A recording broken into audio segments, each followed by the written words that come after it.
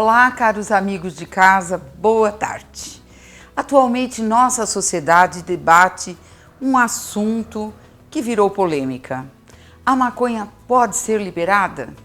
Há aqueles que dizem que é remédio e aqueles outros que dizem que não é. Muito pelo contrário, faz mal à nossa saúde.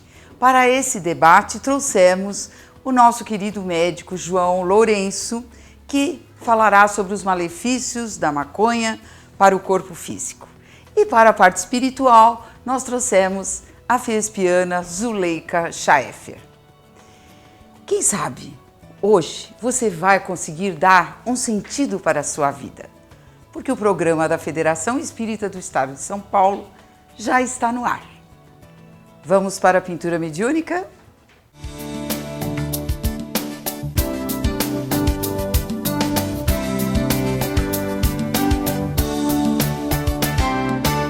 Trouxemos hoje para a pintura mediúnica Vilma Tanigawa, que é médium há muitos anos e também, no momento, diretora do curso O que é o Espiritismo da área de ensino. Vilma, gostaria de cumprimentar os nossos amigos de casa? Com certeza que sim. Boa tarde a todos, que a paz de Jesus esteja sempre nos envolvendo num amor muito intenso para que possamos, assim, a cada dia renovar as nossas esperanças. Muito bem. Então nós vamos deixá-la tranquila, se concentrando, e nós vamos agora para a entrevista, a primeira entrevista deste programa.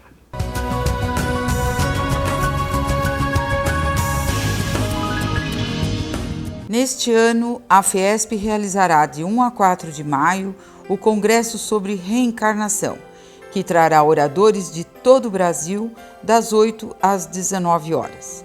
A abertura será de Divaldo Franco. São mais 36 conferencistas, 4 oficinas práticas de assistência espiritual, 2 espetáculos teatrais, Amores Impossíveis e Psiquiatria em Face da Reencarnação, apresentação de todos os médiuns da pintura mediúnica da Fiesp. Conheça os conferencistas e seus temas. Alexandra Strama, Espíritos são individualidades. Almas gêmeas existem? Américo Marques Canhoto, Não vim destruir a lei. André Trigueiro, Sofrimento e suicídio. Antônio Demarque, A educação da mediunidade para melhor qualidade de vida. Celisa Maria Germano, O perdão é de fato libertação? Edelso da Silva Júnior, Programação reencarnatória e homossexualidade. Elza Basile, Remorsos e autoperdão. Fátima Luiza Giro, A reencarnação como fator de elevação moral e intelectual. Girlane Costa e Silva, João Batista, é Elias reencarnado? Heloísa Pires, O bullying sob a ótica espírita. Jeter Giacomini, A arte espírita na sensibilização do ser. João Demétrio Loríquio, Evangelho da reencarnação. José Carlos de Luca, Renascimento espiritual. Joel Beraldo, Profilaxia da depressão. Jussara Morcelli, Sinais da evolução na mediunidade. Maria de Cássia Anselmo, Sentimento, razão e reencarnação. Maria Inês Pessotto Páscoa, Psiquiatria em face da reencarnação. Maria Elizabeth Rei, A reforma íntima requer aprendizado? Marcel Souto Maior, Kardec, o consolidador da reencarnação. Mário Prieto Pérez, As doenças mentais sob a ótica da reencarnação. Miguel de Jesus Sardano, Existe justiça nas vidas sucessivas? Paulo Henrique Wederhoff, Desencarnes coletivos. Paulo Pio, O combate ao mal do século, droga-adicção. Renato Costa, Reencarnação em outros planetas? É possível? Roberto Vilmar Quaresma, Podereis fazer o que eu faço.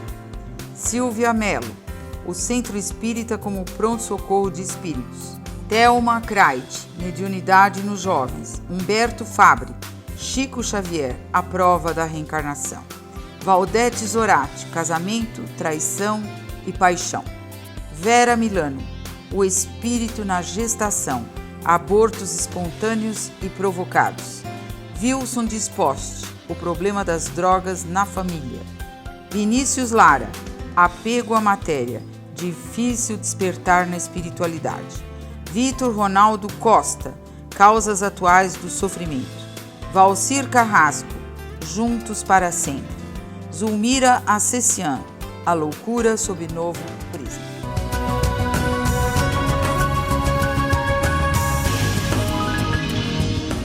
Nós estamos com o Dr. João Lourenço, que é psiquiatra e um exímio trabalhador da Fiesp. Já participou do Congresso Espírita em 2008 e hoje nos brinda aqui com a sua presença para nos falar de um assunto muito sério. Dr. João Lourenço, que prazer imenso ter você aqui para eu que agradeço. nos esclarecer. Antes de ser trabalhador exímio, eu sou filho da casa. Ah, você então, é filho. Por mais que eu faça, eu ainda vou ficar devendo. Imagine, nós somos todos gratos pelo seu trabalho aqui, né? Então, João Lourenço, você sabe que hoje fala-se muito sobre a liberação da maconha. Há os grupos que são a favor, os grupos que são contra. Eu gostaria que você nos falasse, principalmente aos nossos telespectadores, que fazem muitas perguntas, principalmente os pais, Sim. a respeito realmente do que essa droga, a maconha, faz no organismo. Se ela é benéfica ao organismo, se ela é um remédio, ou se realmente ela faz mal ao nosso organismo. Então, não é porque ela vem de uma planta que a substância, o princípio ativo que se encontra nela, que é uma molécula chamada tetraidrocanabiol, Certo. não é porque ela é de origem natural que ela não tem as suas nocividades. Ela causa algumas coisas que não são boas, né, vamos dizer assim. Principalmente porque esse tetraidrocanabiol tem uma característica interessante, que ele é uma droga de depósito. Conforme você vai usando, e não importa a via de administração, porque você pode fumar, você pode comer a maconha, tem bolo de haxixe, tem uma série de outras coisas que você pode estar fazendo com a maconha, que é uma planta. Acho que dá até para fazer salada, né? Acho que é uma coisa interessante, salada de maconha. Né? Então. Só que uma vez que entra no seu corpo, ela tem, o tetraidrocanabiol tem uma quimiotactia de ir até o sistema nervoso, faz o efeito que você quer, que o pessoal chama de barato, né? E fica, ela não volta, ela não sai. E quanto mais você usa, mais ela vai grudando nos seus neurônios, a ponto que chega uma hora que tem uma massa crítica de neurônios obliterados por essa substância e que vai dar as várias alterações no psiquismo do indivíduo usuário. E se ele for dependente químico, que é a grande diferença do usuário e do dependente químico, é que o dependente químico usa em muito mais quantidade e de maneira muito compulsiva. Ou seja, ele vai ter lesões mais cedo. O usuário vai ter um pouquinho mais tarde. O que engana as pessoas é que esse mais tarde, às vezes, é anos. 15 anos de uso, o cara começa, vamos dizer assim, bater os pinos, como a gente fala. Só que ele já fala que não tem nada a ver com a maconha. Ele vai falar, mas eu sempre usei, por que só agora está fazendo mal? Porque é assim que ela funciona. É uma droga de depósito, e com o passar dos anos, ela vai lesando os neurônios, depositando neles, como se fosse sabe aqueles panos de chão que não fica mais branco? Sim, nossa. O nosso cérebro fica assim. Que depois de algum horror. tempo. E ele passa a ter disfunções. As primeiras que a gente vê é as funções cognitivas, dando a sensação que você está falando com uma pessoa levemente retardada, o retardo mental, né? Uma deficiência de QI. Nossa, grave isso, não é? Sim. Normalmente, vamos dizer assim, esses casos acabam não caindo em casuísticas, porque eles não são diagnosticados, porque são usuários, né? O dependente químico não, como ele é compulsivo, normalmente ele causa outros problemas junto com o uso, que na verdade não é uso, é um abuso com dependência. Certo. Se nós pudéssemos realmente acompanhar no longo dos anos um trabalho sistemático e metódico com usuários, nós íamos chegar a essa conclusão. Não tem esses trabalhos. Está aí uma boa maneira de se fazer um trabalho, de acompanhar os dependentes químicos e os usuários de maconha, e ver como é que eles ficam daqui a uns anos. Né? Entendi. Mas você acha que haveria necessidade de liberarmos a maconha para que fosse estudada? Então, eu estava até comentando sobre um trabalho feito por um colega nosso psiquiatra nos Estados Unidos, que ele tem 86 anos, o nome dele é Lester Grispoon, de Harvard, em que ele contou a história dele. Ele tem até um livro que ele chama de Medicina Proibida. Quer dizer, não se pode pesquisar maconha. Claro que pode. Ué. A proposta dele é todo mundo usar para ver o que acontece. Isso já foi feito no mundo com a cocaína e já foi feito com a heroína. Freud prescrevia cocaína para melhorar casos de depressão. Depois ele foi proibido devido aos problemas que causava. A mesma coisa com a heroína. Ela era prescrita como hipnoanalgésico e você comprava morfina como se fosse AS, Melhoral, na farmácia. Foi recolhido também por causa disso. E eu acredito que a proposta desse senhor, ele tem 86 anos, né, é fazer a mesma coisa. Vamos usar para ver o que acontece. Não precisa, nós já temos laboratórios bons que podem separar, vamos dizer assim, as moléculas que se encontram na maconha, purificá-las e usá-las para fins terapêuticos se tiver indicação para isso. Porque a cocaína tem indicação, só que mudaram a molécula dela e criaram uma substância que hoje é usada como anestésico e como antiarrítmico cardíaco. E existe também, por exemplo, os derivados da morfina, que é a codeína, que é usada como um xarope para tosse, o elixir paregórico, que é um antidiarreico. No entanto, existem pessoas que abusam do elixir paregórico e que abusam de hipnoanalgésicos. Então tem que se tomar cuidado também, apesar de ser uma molécula que não é diretamente da planta. Seria como se falasse assim, olha, você está com problema de arritmia cardíaca? Ah, eu estou. Então por que você não toma chá de folha de cocaína? Não, já existe a substância pronta na farmácia, purificada, sem os efeitos colaterais.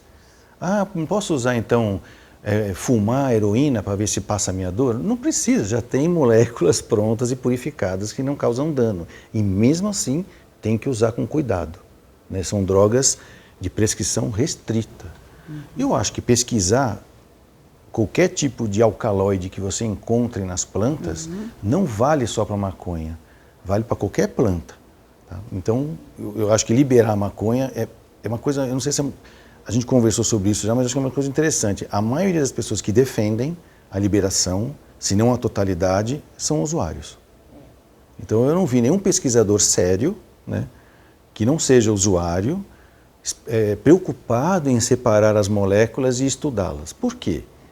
Ah, vamos usar o canabidiol para poder melhorar o apetite de quem tem HIV positivo. Não precisa, já tem moléculas que fazem isso e que não é dessa planta. Entendi. Ah, vamos usar para tirar náuseas e vômitos. Não precisa, nós já temos moléculas que fazem isso. Ah, vamos usar porque é calmante e antidepressivo. Não precisa, nós já temos moléculas. Então, realmente, a ideia que eu tenho é que é um mercado lucrativo, fácil de vender porque você, no marketing, você vai dizer que isso é naturaleba, é planta natural. Sim. As pessoas vão usar em massa, em grande quantidade, e daqui uns 10 a 20 anos nós vamos ter uma população de pessoas doentes que nós talvez não vamos ter como tratar. Esse seu esclarecimento é muito importante para os nossos amigos de casa que fazem tantas perguntas, as mães principalmente, os pais em geral, a respeito dos filhos pequenos, não é? Crianças ainda, entrando na adolescência, que estão fazendo uso da maconha. E agora, assim, de uma forma muito simples e ainda dizendo para os pais que isso não faz mal, que já está provado. Está provado aonde que não faz mal, não é verdade? Queria que você dissesse para os nossos companheiros de casa, os pais principalmente, como que eles podem detectar que os filhos estejam usando isso e como eles podem trabalhar esse assunto dentro de casa para que não haja um mal maior. Então, é claro que toda vez que seu filho tem alguma mudança de comportamento, ou, né, que às vezes pode estar as duas coisas juntas, e de rendimento escolar, escolar, isso há de se verificar o que está acontecendo. Nem sempre é droga, tá? Mas você tem que prestar atenção no seu filho, tem que sim investigar, tem que verificar a mochila dele, tem que ver com quem ele anda, porque os filhos hoje nascem, parece que meio que pré-formatados, bem mais preparados que nós, né? Porém, eles ainda precisam de orientação. E se você não mantiver um diálogo e um cuidado com seu filho, alguém vai ter. E esse alguém pode ser um usuário. E para esse alguém induzir, não é nem oferecer, é só porque eu estou vendo alguém que eu admiro usando, eu vou querer usar também porque o cara é bacana, então eu quero ser bacana também. Por isso é importante conversar sempre, o diálogo sempre. Conversar, conhecer. E a internet, da mesma forma também? Isso. Existe casos de venda desse produto pela internet? Hoje em dia tem delivery, né? Ah, é. Você pode, é que nem comprar remédio em qualquer drogaria e te entregam em casa. Mas para criança, doutor? Tem.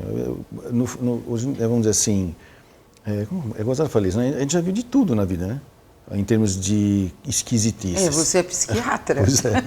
25 anos na área, a gente não imagina que certas coisas possam estar acontecendo, ou de onde foi, a minha pensamento espiritualista e espírita, puxa, de onde foi que a pessoa tirou informações que ela decidiu fazer isso? Porque não é livre-arbítrio. Eu não decido por aquilo pelo que eu sei. O cara tirou a ideia que ele pode vender droga para criança. Né? Agora, uma coisa que eu acho que é interessante, quando as pessoas falam, não, já foi comprovado, é na internet que eles pesquisam. E está cheio de pseudos-pesquisas, de pichação cibernética, que a gente chama de blog, né? Que os pessoal ficam defendendo, e cita o nome desse senhor norte-americano e assim por diante. E que isso faz com que as pessoas, como elas querem ou talvez precisem usar, elas ficam buscando pseudos embasamentos científicos, porque não existe ainda. A Organização Mundial de Saúde diz que não existe ainda embasamento científico e critério seguro para se pesquisar sobre maconha. Isso não está na internet. Olha. Ninguém vai lá, eu vi isso na OMS. Né? Nem tudo se pode pesquisar na internet, não é verdade? Mas, João Lourenço, um pouquinho aqui você me espera que nós temos que fazer um intervalinho. Voltamos já, caro telespectador.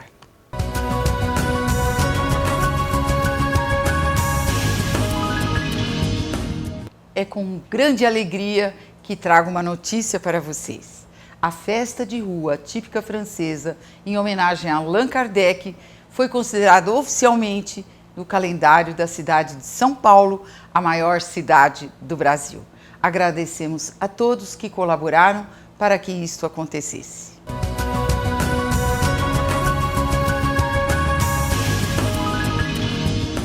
Voltamos com o programa Um Sentido para a Sua Vida, hoje com o Dr. João Lourenço, que está falando sobre os malefícios da maconha no corpo físico. João Lourenço, além dos malefícios da maconha no corpo físico, você diria que a maconha tem os seus efeitos também no corpo espiritual? Sem dúvida. Eu costumo dizer que o nosso perispírito é a forma do que vai ser a sua forma quando você encarnar. Então, de acordo com o estado seu psíquico, mental e mesmo de fé, ele vai moldar algumas coisas quando você reencarnar. O inverso também é verdadeiro. Tudo que você fizer com a sua forma vai alterar a sua forma. Por isso que é importante encarnar, porque a gente quer melhorar. É possível usar remédios para melhorar? Claro. Por isso que a ciência existe, a gente vai lá e cura o corpo, mas não adianta nada você tirar a ferida do corpo, que é uma expressão perispiritual, se o meu perispírito continua machucado. Agora, imagine quando eu faço isso invertido. Né? Quando, em vez de eu querer estudar a minha dor, eu quero anestesiá-la. Né? E isso não é só a maconha. Tem os calmantes que as pessoas usam, que agem nos mesmos lugares das maconhas e que as pessoas usam para anestesiar suas dores. O problema da maconha ou das drogas é que elas não aliviam, elas eliminam a dor. E se não dói, é como se fosse um cachorro com a perna quebrada. Se você dá analgésico para ele, ele vai andar em cima da perna quebrada. Então vai arruinar a perna, certo?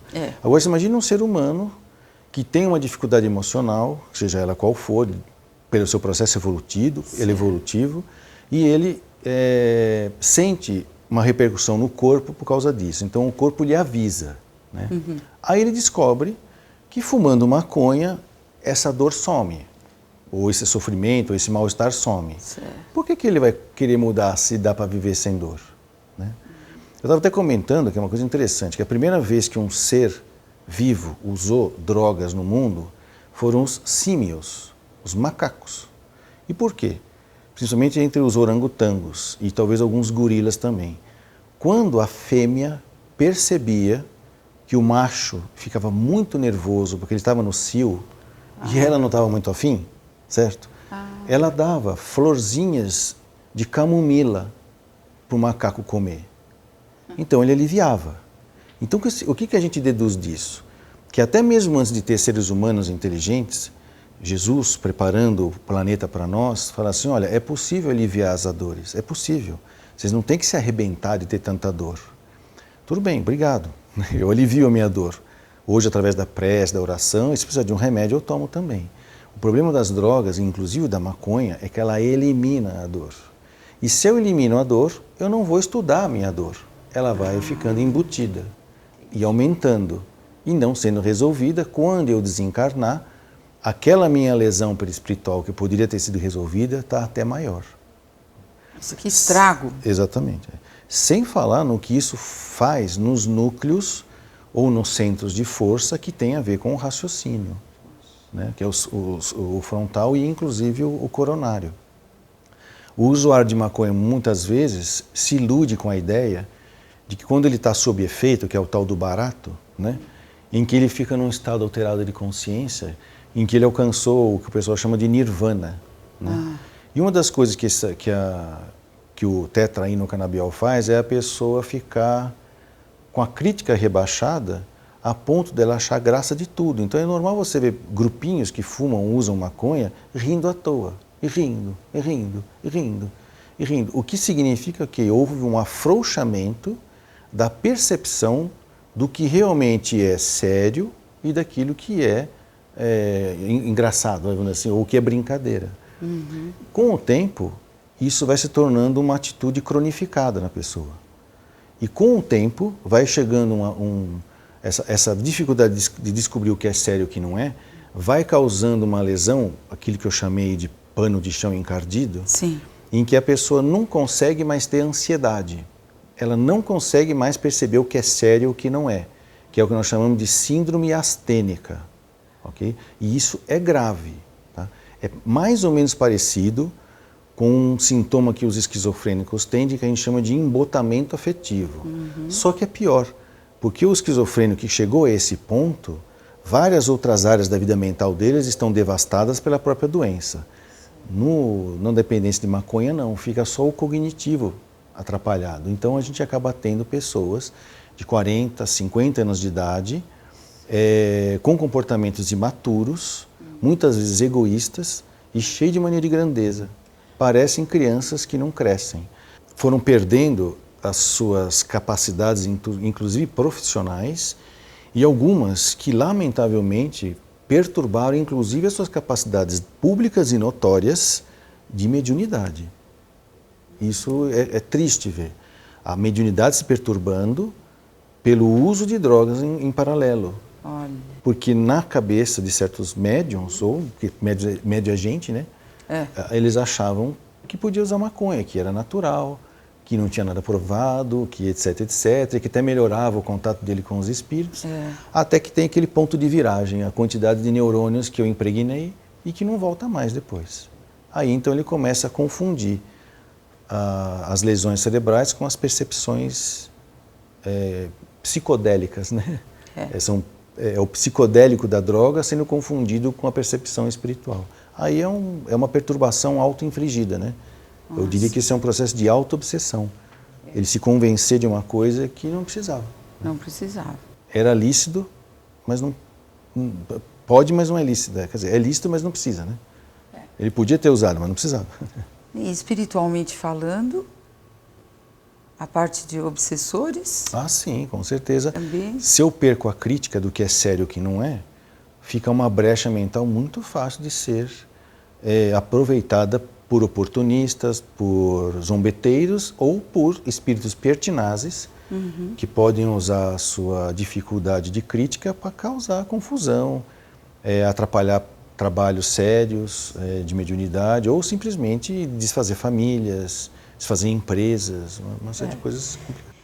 João Lourenço, você falou sobre os símios que já se utilizavam de uma planta para acalmar. Hoje nós vemos que muitas pessoas dizem que a maconha acalma. Mas nós gostaríamos de saber de você, porque a gente ouve os jovens dizerem que os hippies trouxeram a maconha e as drogas para o uso na sociedade. Seria esse? Eu queria ouvir de você o que você pensa a esse respeito. A gente chama isso de contracultura, né? Foi uma revolução na época de 60 e 70, na época de uma cultura muito rígida, muito castradora, um pouco mais além do pós-vitoriano, vamos dizer assim.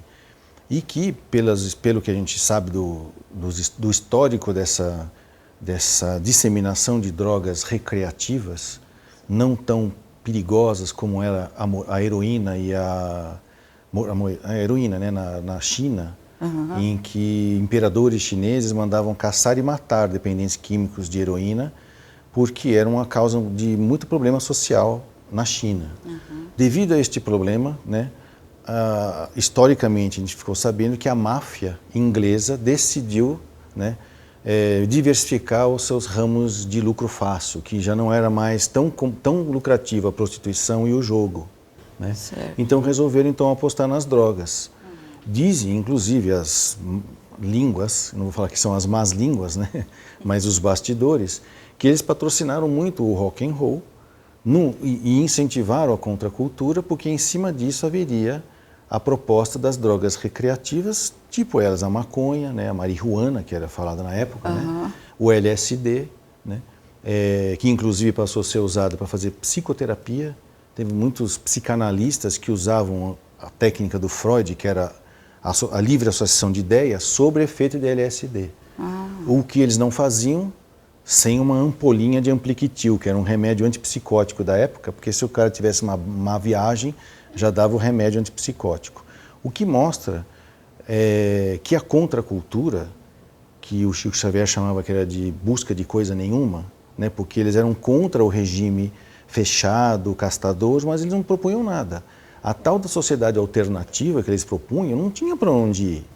Ao mesmo tempo, ajudou a desfazer uma série de equívocos no sentido da sociedade castradora, em que você tinha que repetir padrões sem refletir sobre eles. Porém, querer questionar a sociedade e usar drogas para você fugir da realidade tem uma distância muito grande. Pois é. Haveria, como há hoje, maneiras diferentes de você questionar certos valores ou certos comportamentos sem que isso seja desculpa para comportamentos outros, né, talvez mais reprováveis que a própria castração. É verdade. Então, João Lourenço, você também tem uma experiência grande aqui na casa, no trabalho que nós chamamos P3AT, que é de usuários de drogas, né, especial para usuários de drogas. Você poderia falar um pouquinho dessa tua experiência aqui na casa? Você trabalha todas as segundas-feiras, não é isso? Toda segunda-feira. Às 5 horas da tarde, nesse trabalho. Então, acho muito importante você dizer para os nossos amigos de casa, principalmente os pais, né, que às vezes têm os filhos fora de casa, que somem, que às vezes estão até presos, né, numa cadeia, e eles choram muito e perguntam o que podem fazer. Você gostaria de dizer para esses pais se eles têm uma esperança dentro desse trabalho? Claro. A dependência química é uma doença como outra qualquer. Então ela tem as suas implicações kármicas, inclusive. Eu até falo brincando que dependência química não é para quem quer, é só para quem pode. Se você estiver desencarnado, eu quero desencarnado dependente, você não tem capacidade para isso não. Vai com resfriado que está bom. Então se você já vem com isso, vai passar por situações difíceis e normalmente o grupo sofre junto. Onde tem um dependente químico tem mais 4 ou 5 pessoas sofrendo junto, que é a família, amigos e colegas de trabalho. É verdade. No trabalho do P3AT, quando é a vez de eu fazer palestra, é sempre importante lembrar que, como toda outra doença no ser humano, que o ser humano é um ser sistêmico. Nós somos um sistema, com a parte biológica, psicológica, social e espiritual. Certo. Por isso que na casa a gente coloca a assistência espiritual, não dispensa o tratamento médico. Claro. Porque existe uma tendência das pessoas quererem o que é rápido e fácil. Exatamente. Né? Que não demande dedicação. Porém, se a pessoa já está fazendo seu tratamento biológico, seja clínico ou psiquiátrico, porque droga lesa o cérebro e lesa outras partes do corpo também, já está fazendo seu acompanhamento psicológico, que é pelo modelo Minnesota de tratamento, é um modelo específico para dependente químico, não é qualquer psicoterapia, não é psicanálise, não é psicologia analítica, É um modelo específico, o modelo Minnesota, senão não funciona. Meus 25 anos de janela eu fico meio teimoso com isso, porque então, eu recebi acho muitas importante pessoas... você colocar a sua opinião, acho exatamente. importante. E se ele já está fazendo o seu tratamento também, que eu chamo de social, que é a reintegração familiar, voltando a trabalhar, ele pode e deve fazer também a sua assistência espiritual, mesmo que ele não seja espírita e nem queira ser, não precisa, né? Por quê? Porque mesmo que a pessoa não aceite, o mundo espiritual existe, né? Assim como tem pessoas que não acreditam que alguém pisou na Lua, mas até hoje assiste televisão via satélite, certo? E que está lá, perto da Lua. Então, mesmo que você não acredite, existe obsessor, sim.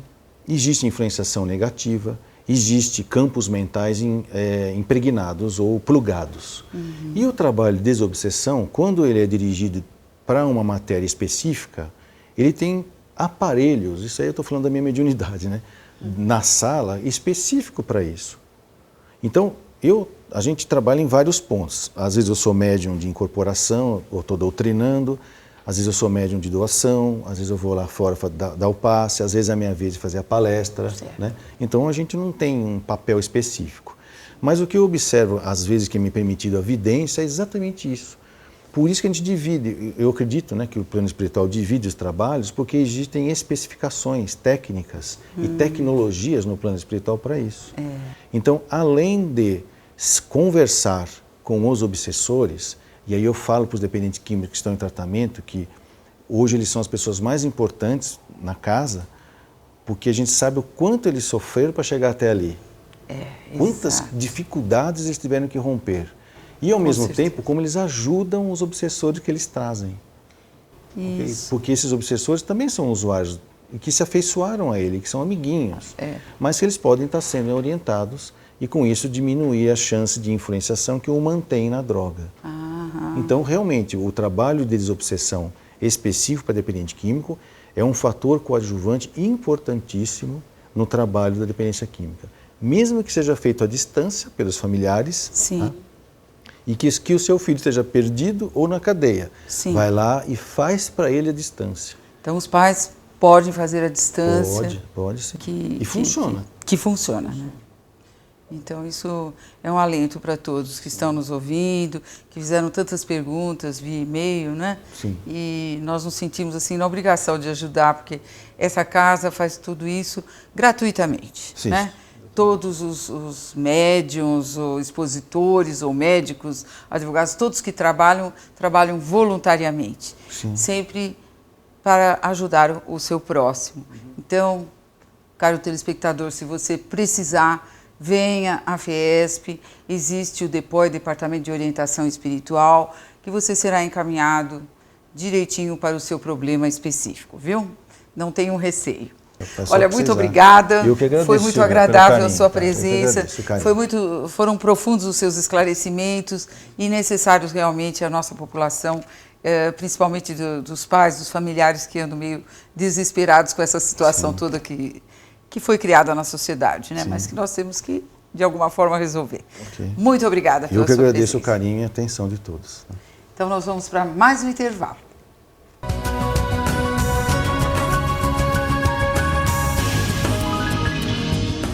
Acompanhe as obras das edições FIESP.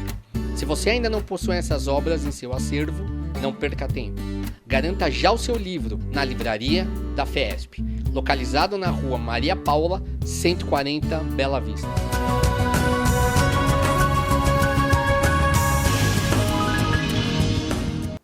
Para o quadro que é o Espiritismo de hoje, nós trouxemos Zuleika Mesquita Schaeffer, que é uma grande trabalhadora desta casa, de muito tempo, e nós nos conhecemos também há muitos anos, não é, Zuleika? Muitos, nem conta quantos. Não.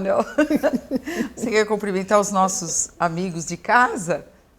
É um prazer estar aqui do seu lado e na companhia de todos os amigos que estão em casa nos assistindo. É muita alegria estar aqui, essa oportunidade que você me concedeu. Para a gente é uma oportunidade você estar aqui, viu, Zuleika? Uma pergunta muito frequente dos nossos telespectadores é a respeito da pessoa que desencarna, Zuleika. Se por acaso, ao desencarnar, do outro lado da vida, ela já não tem mais a necessidade de utilizar a droga, como no caso nós estamos especificando hoje, a maconha? Olha, são inúmeras pessoas que imaginam assim, olha, desencarnei ou morri, não é? Então, cessou a vontade. Do outro lado, eu não tenho vontade mais de usar droga porque eu não estou mais com um corpo de matéria. Não é bem assim. Ao contrário, do outro lado, a vontade de usar a maconha ou qualquer outra droga lícita ou ilícita exorbita, aumenta. Tá vendo? Não cessa, aumenta. É quando a pessoa, o desencarnado, ele busca as criaturas que estão encarnadas e que usam a droga, usam a maconha, que gostam da droga. Então, eles magneticamente eles sentem essas pessoas que gostam e incentivam essas pessoas a usarem. E eles ficam numa simbiose ali, grudados a essa pessoa, projetando o pensamento para que elas usem a droga. E eles vão então absorver aquela droga, porque a vontade não cessa. É o que nós chamamos de vampirizar. E a situação é bem desagradável para o encarnado, né? E o desencarnado, coitado, né? Está lá desesperado, ele quer aquela droga e ele não tem condições de comprar em local nenhum. Então, aquela pessoa, aquele encarnado que está usando, passa a ser o fornecedor gratuito dele. Então, ele fica bem unido àquela pessoa, projetando aquele pensamento contínuo. E é quando a criatura, às vezes, não está nem pensando, né? E começa a vir aquele pensamento na cabeça. De repente, ele está em algum lugar e aquilo começa a vir insistentemente e ele acaba indo em busca da droga. Meu Deus, é o que a gente ouve dizer, que a vida continua mesmo. E continua tanto para melhor como para pior, no caso. Exatamente. Se a pessoa desencarna como usuário de droga, ela sofre todo esse problema. Como se estivesse aqui, no caso. Exato. Nós somos do outro lado aquilo que nós somos aqui, né? Se eu estou aqui encarnada e eu gosto de determinadas coisas, comidas, passeios, música, eu desencarno, eu sou a mesma pessoa. É como se eu tivesse mudado da minha cidade para um outro estado ou para uma outra cidade. Eu vou continuar a gostar das mesmas coisas.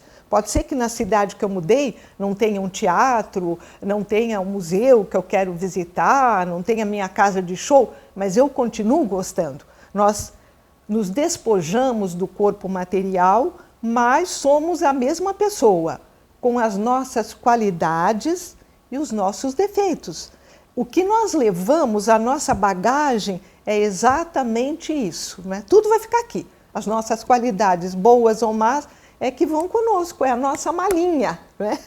É o nosso registro, ali é o nosso currículo. Você vê só.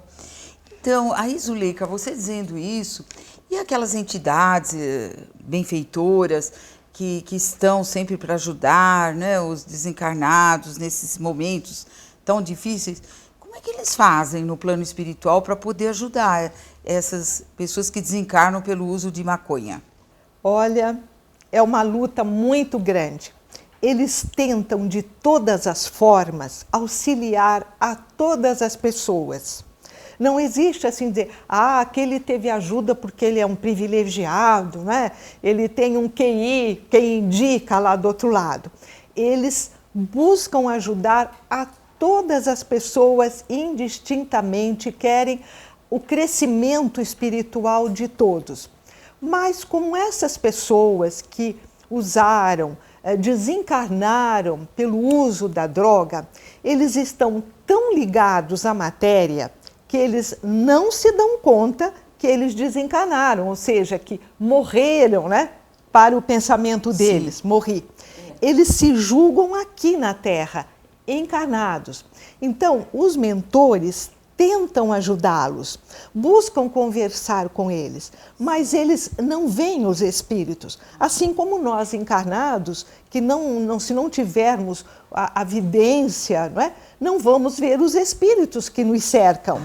Então, esses espíritos, por estarem tão arraigados à matéria, não conseguem ver os mentores espirituais que querem ajudá-los. Eles ficam numa situação como quando nós estamos num sonho, que nós temos uma atividade, pegamos uma condução, falamos com alguém, comemos, né?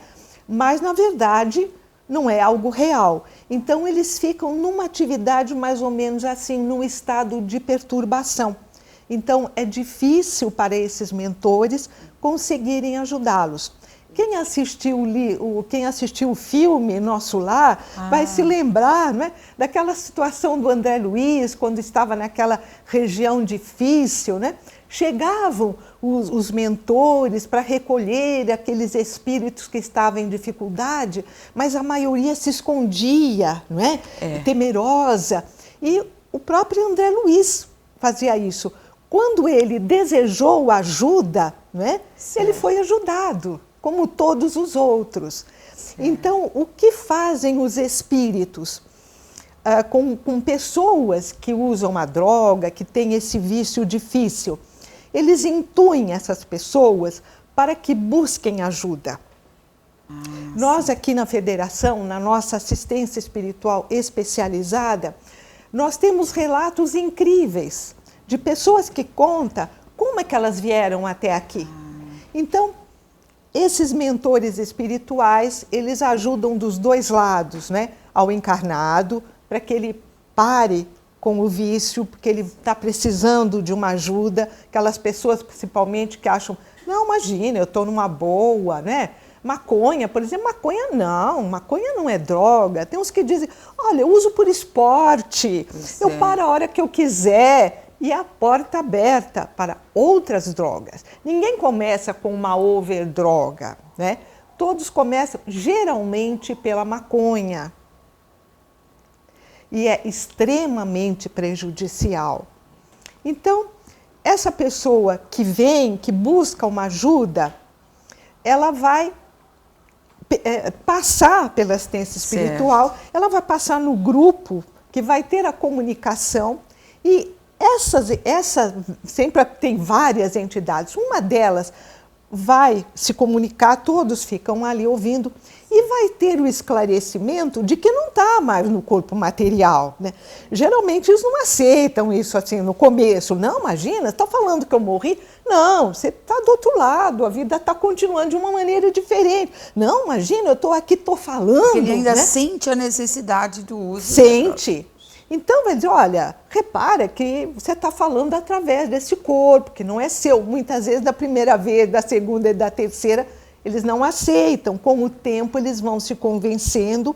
E daí, né, os mentores espirituais conseguem levá-los para um tratamento de refazimento no plano espiritual. Então, você veja, o trabalho dos mentores espirituais é muito extenso, né? Relatos de pessoas que chegam até aqui que contam coisas assim incríveis, né? Com sonhos que tiveram, com coisas, né, que aconteceu na vida deles que os fizeram buscar a Federação Espírita para vir fazer um tratamento. Então, as duas partes são auxiliadas, o encarnado e o desencarnado. Então, existe uma eficiência nesse trabalho espiritual. Há relatos de pessoas que conseguiram se desligar das drogas, não existe aqui na Federação? Sim, claro. E nós temos assim um número imenso de pessoas, né, que se interessam, querem fazer os nossos cursos, fazem os cursos e vão trabalhar, porque o ideal é nós buscarmos o bem do próximo. Muitas pessoas, elas acham que é impossível, que não vão conseguir largar as drogas.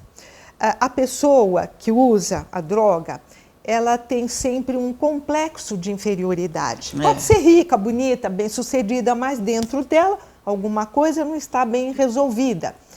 E muitas vezes ela diz, não, né? Conta bravata, imagina, isso aí não é nada. Porque ela acha que ela não vai conseguir. E daí, o que os outros vão falar? Ai, vão dizer que eu não tive coragem suficiente, que eu não tive força à vontade. Então, já não começa com medo do fracasso, né? Então, com essa ajuda espiritual, vão se fortalecendo, porque o plano espiritual fica 24 horas auxiliando. Não é só aqui, no momento do passe, no momento do evangelho, a equipe espiritual, ela fica ali de plantão. Não tem feriado, não tem domingo, não tem nada. Eles ficam trabalho do lado de lá, 24 horas ajudando, né? Dando os conselhos ali, grudadinhos, falando. Né? E essa pessoa vai se incentivando, vai se sentindo bem, se interessam muito pelos cursos, vão fazer os cursos e eles querem trabalhar. Então, tem o esclarecimento, sabem que não são escravos e que podem se libertar, que ninguém nasceu para ser usuário de droga. Todos nós reencarnamos para vencer moral e espiritualmente. Nós podemos pedir uma prova de pobreza, uma enfermidade. Não é que Deus está castigando, porque Deus não castiga ninguém, né, Silvia? Nós é que desejamos, porque nós achamos que aquela é a única maneira de nós ressarcirmos os nossos débitos. Não é Deus que nos impõe nada, não. A gente é que escolhe. Mas imagina que eu escolhi isso, né? Onde é que eu estava com a cabeça? Mas a gente implorou aquela reencarnação. Né? Então, através desse trabalho, desse esclarecimento e da doação, nós vamos tendo consciência de que nós podemos e devemos, que o único destino nosso aqui é a nossa evolução moral e espiritual. E nesse trabalho, quando passam de usuário a trabalhador, a alegria é muito grande e o fortalecimento da pessoa também. É verdade. Né? Vou confessar algo para os nossos telespectadores. Nós trabalhamos juntas, né, nesse trabalho tão envolvente que é, porque às vezes as mães chegam chorando tanto, né, que a gente, no abraço, elas choram tanto que chegam a molhar as nossas blusas, a gente sabe disso. Né? Nós teríamos muitos depoimentos de pessoas que foram usuários de drogas e estão hoje trabalhando aqui na casa e tudo. Mas, sinceramente, a gente não quis expor ninguém, porque nós sabemos que o mercado de trabalho não aceita. Claro, não aceita. É tudo muito normal, todo mundo quer legalizar, mas se ele chega para pedir um emprego em algum determinado lugar e fica claro que ele é usuário de droga, ninguém vai dar esse emprego. Por isso nós não quisemos expor as pessoas. Mas nós conhecemos muitos casos aqui dentro da casa, de muitos anos, que se libertaram desse vício que todos dizem que é pequeno, porque é só maconha, e que na verdade não, causa transtornos psicológicos intensos. Uma outra pergunta que nós temos a respeito da próxima encarnação. Então, o indivíduo desencarnou, usuário de droga, como você explicou muito bem, está sofrendo no plano espiritual, tem ajuda, tudo mais. Quando ele reencarna, ele vem com essa tendência? Não, ele é a pessoa, todos nós somos preparados no plano espiritual para não cometermos os mesmos erros. Vamos dar um exemplo aqui. Se eu estou fazendo um curso, né? Estou no 2º grau, nem sei como é que é hoje, no meu tempo, né? Estou no 2º grau. Eu sou péssima em física, sou uma negação em física. Eu vou ter que estudar mais aquela matéria, não é?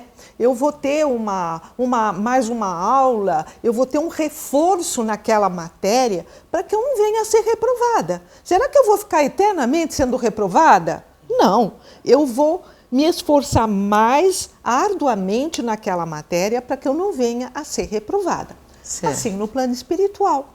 Naquilo que nós estamos mais enfraquecidos, nós vamos aprender mais, nos aperfeiçoar mais, porque no plano espiritual nós temos escolas. Então, nós somos preparados para não vir com o mesmo problema. Pode acontecer que eu não consiga. E aí, então, vai depender única e exclusivamente da pessoa que desencarnou com esse problema na outra encarnação, de ela superar. Exatamente, exatamente. Às vezes a pessoa, ela não se julga merecedora, né? Ela fala assim, não, o outro pode, o outro é mais forte do que eu, tanto lá como aqui. O outro pode, mas eu não posso, né? Nós, seres humanos, também encarnados, somos muito pessimistas. A pessoa vai prestar um concurso, ela fala assim, mas tem 100 vagas, tem 500 candidatos, eu não vou passar. O outro é mais inteligente, o outro é mais elegante, eu não vou conseguir passar no vestibular, eu não vou conseguir o emprego, porque a outra é mais bonita, eu estou meio gordinha. Então, nós sempre nos colocamos lá para baixo, né? Nós temos meio aquele complexo de inferioridade, tanto aqui como do outro lado, né? Então a pessoa pode achar, não, eu não consigo, o outro consegue, ele é mais forte, ninguém é mais forte do que o outro, nós temos as mesmas oportunidades. Deus é um Pai que ama a todas as suas criaturas de igual maneira.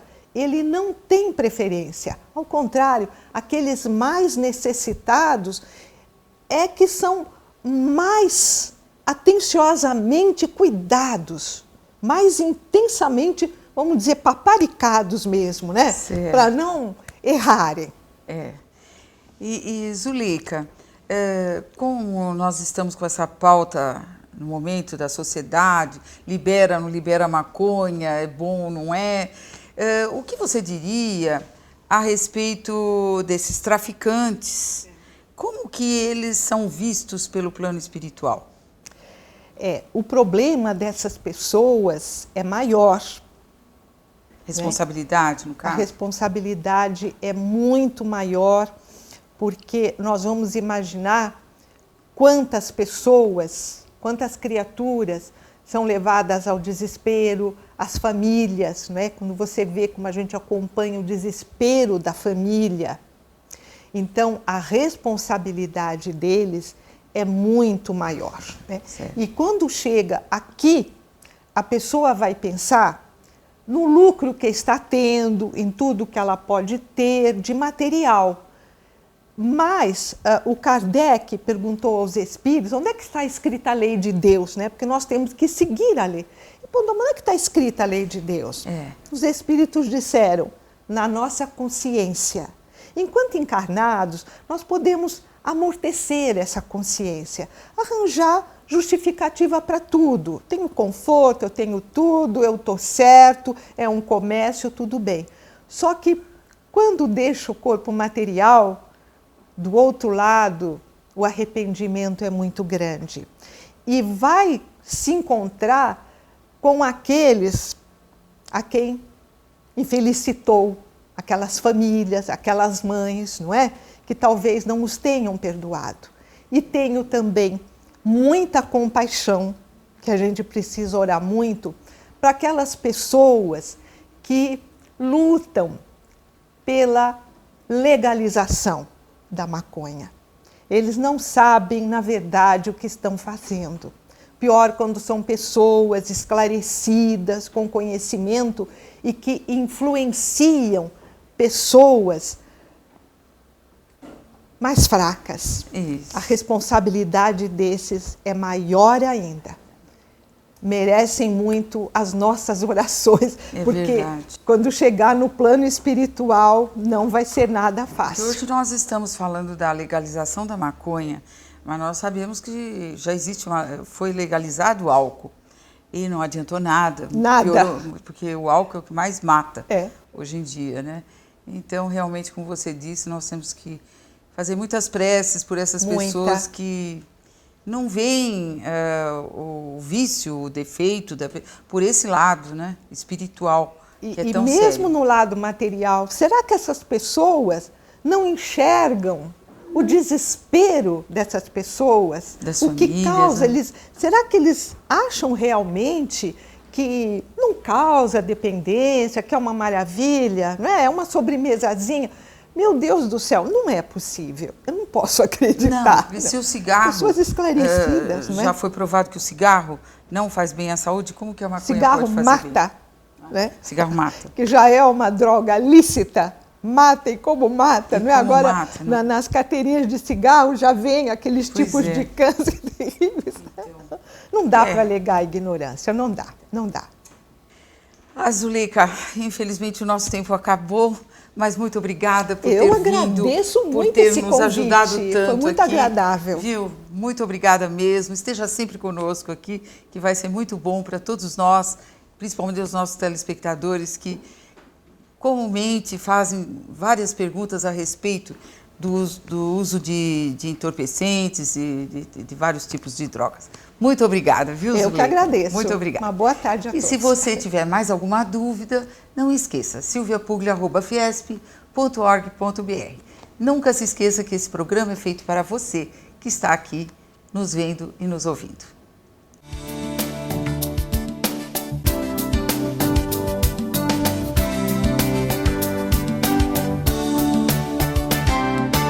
E estamos diante de mais um magnífico quadro mediúnico. Ô Vilma, o que você tem a nos dizer sobre essa pintura tão bonita? No momento em que eu estava pintando, Silvia, eu senti assim que essas flores, elas representam a nossa vida presente, o nosso cotidiano. E aí ela vai caminhando por uma estrada que nós não podemos definir. Vai caminhando para o abstrato, para o mundo espiritual, na qual nós ainda não podemos definir como que será esse momento. Ah, então seria talvez uma busca Isso, uma transição, né? Da sim. vida presente para a vida para a futura. vida futura. Muito bem, então esse quadro nos trouxe essa mensagem. Exatamente. E que a nossa vida seja sempre florida, como podemos observar nessa tela. Ah, tá bom. Muito obrigada, Vilma. Parabéns, viu, por esse trabalho tão bonito, tá certo? E esteja sempre conosco aqui, que foi muito agradável Para hoje, mim é viu? sempre uma grande satisfação, Silvia, Tá bom, poder estar sempre trabalhando em prol da doutrina dos espíritos. tá bom. Muito obrigada, Vilma. E nesse instante, vamos para a mensagem mediúnica do dia.